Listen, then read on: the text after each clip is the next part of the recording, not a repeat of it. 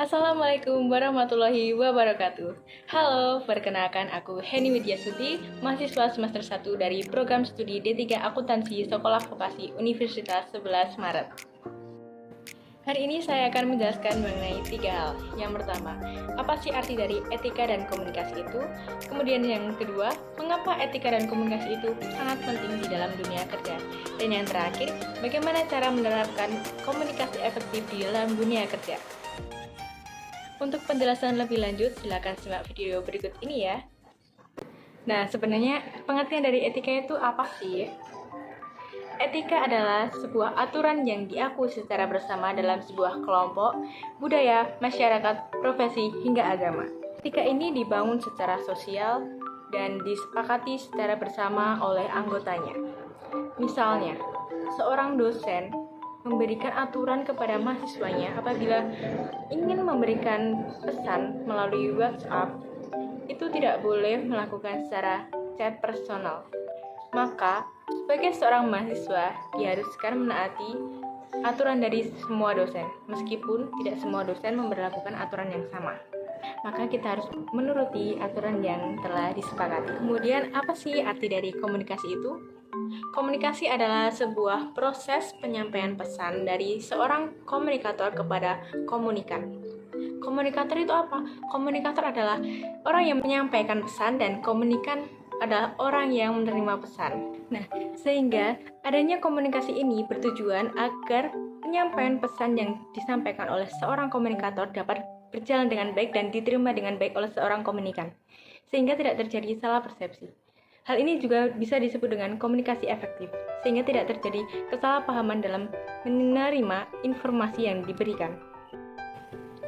Sehingga etika dan komunikasi dapat diartikan sebagai norma, nilai, ukuran tingkah laku baik dalam kegiatan berkomunikasi dalam suatu masyarakat.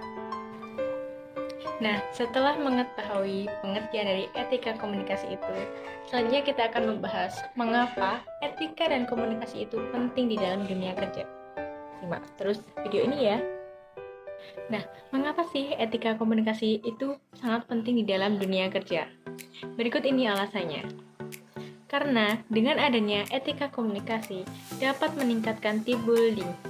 Artinya, membangun tim yang efektif didasarkan adanya komunikasi yang efektif juga di dalam anggotanya, sehingga dapat membantu adanya peningkatan team building di dalam sebuah organisasi atau perusahaan.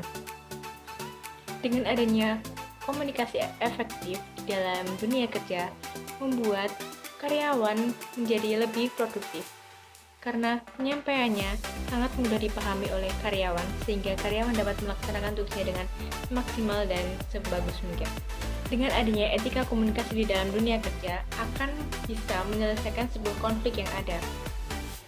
Dan adanya komunikasi efektif di dalam dunia kerja akan mempermudah seorang karyawan menjalankan tugasnya dari seorang atasan, karena mereka telah menerapkan komunikasi efektif dengan baik. Nah, setelah mengetahui etika komunikasi di dalam dunia kerja itu sangat penting, gimana cara menerapkannya? Yang pertama, tunjukkan bahwa kalian memperhatikan lawan bicara Anda. Jangan bermain ponsel ketika kalian sedang diajak bicara.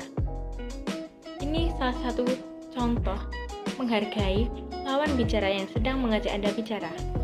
Kemudian, yang kedua, tunjukkan bahwa kalian mendengarkan.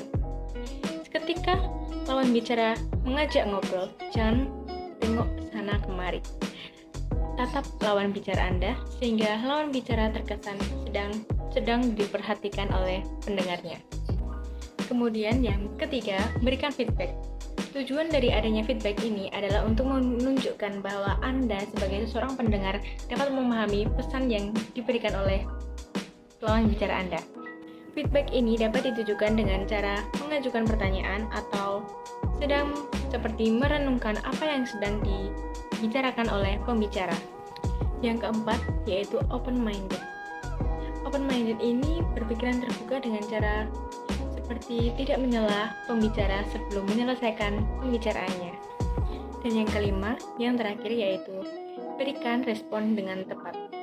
Apabila lawan bicara Anda sedang melakukan curhat dengan Anda, rekan kerja Anda sedang curhat tapi tidak ingin mendapatkan pendapat, tidak ingin diberikan solusi oleh Anda, sebaiknya jangan pernah memberikan solusi ketika tidak diminta. Apabila kita disuruh memberikan pendapat, berikan pendapat dengan sejujur-jujurnya dan sebaik mungkin tanpa menyinggung perasaan rekan kerja. Itulah 5 cara bagaimana menerapkan komunikasi efektif di dalam dunia kerja. Itu saja yang dapat saya sampaikan. Mohon maaf apabila ada kesalahan dalam pengucapan ataupun ketidaksesuaian materi yang saya sampaikan.